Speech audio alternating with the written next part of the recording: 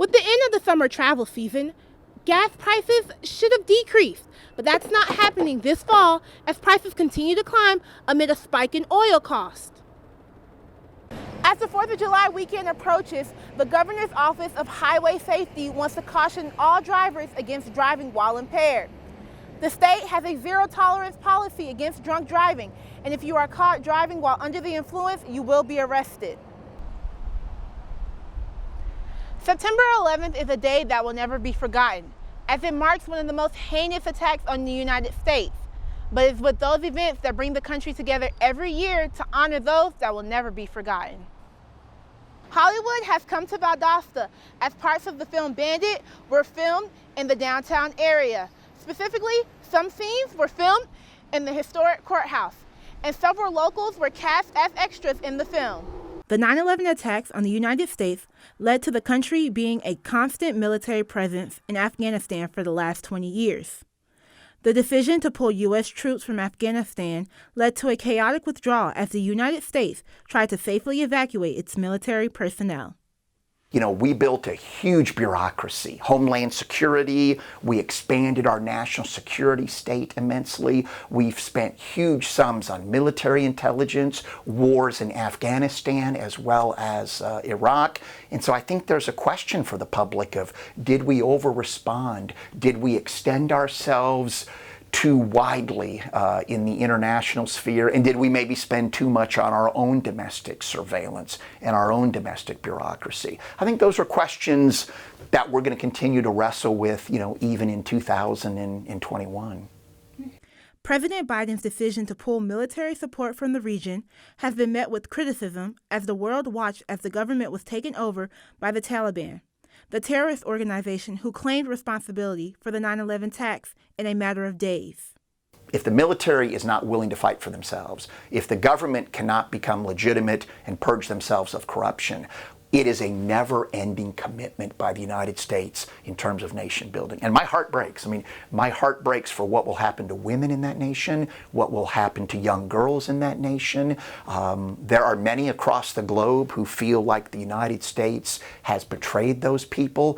But in the end, if you ask most Americans, were you willing to stay there another 10 years, another 20 years, another 30 years? Most Americans would say, well, the strategic interests of the United States, it's probably not there, right? The strategic interests are not that critical for us to stay there for 20 years where we continue to have to prop up the government, spend incredible sums of money to try to maintain their own military, when in the end, always realizing that if at any point we leave, it's going to fold like a house of cards. With the Taliban taking control of the government, there are questions on what continued relations between the United States and the Afghan government will look like.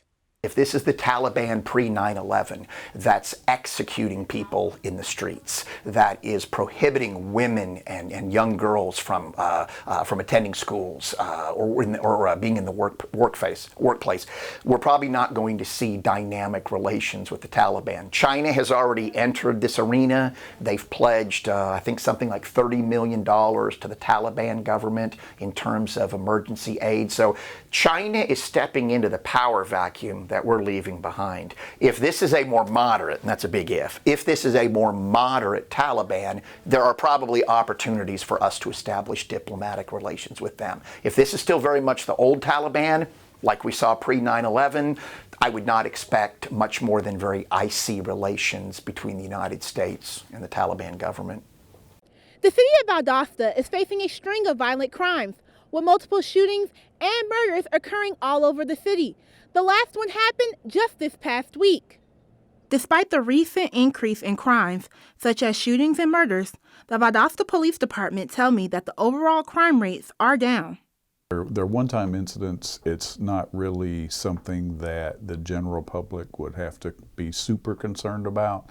These are people that are known. They've targeted someone else. It could be a beef, it could be a drug deal gone bad, it could be gang related. So these people know who they're going after. So they're pretty much isolated incidents. Residents of the city are concerned with the increase of violent crimes they say have struck the city.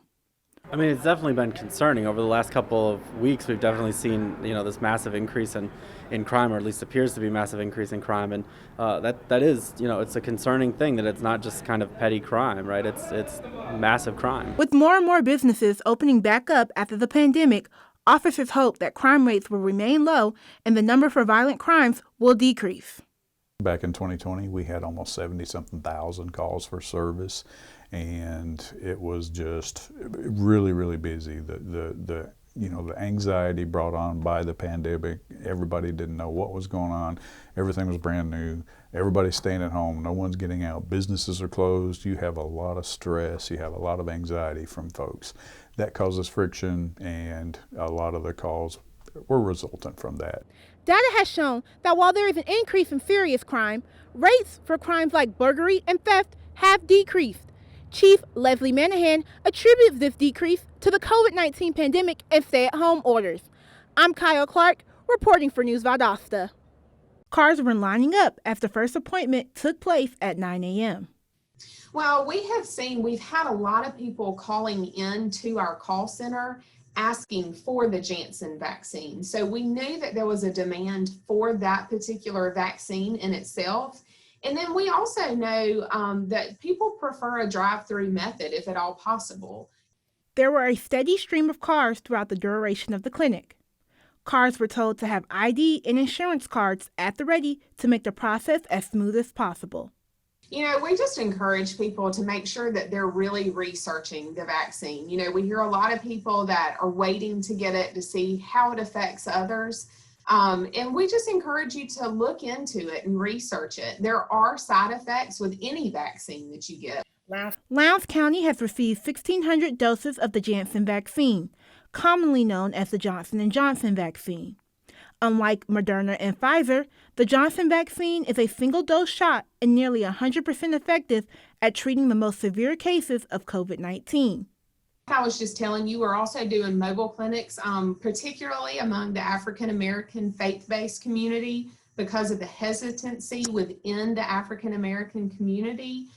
We have partnered with a lot of different ministers and with the National Pan-Hellenic Council, in our area, to ensure that education is getting to all of our communities and making sure that anyone that wants the vaccine, that they can get it where they're comfortable at. The overall process took no longer than 45 minutes, and that includes the mandatory 15-minute observation period.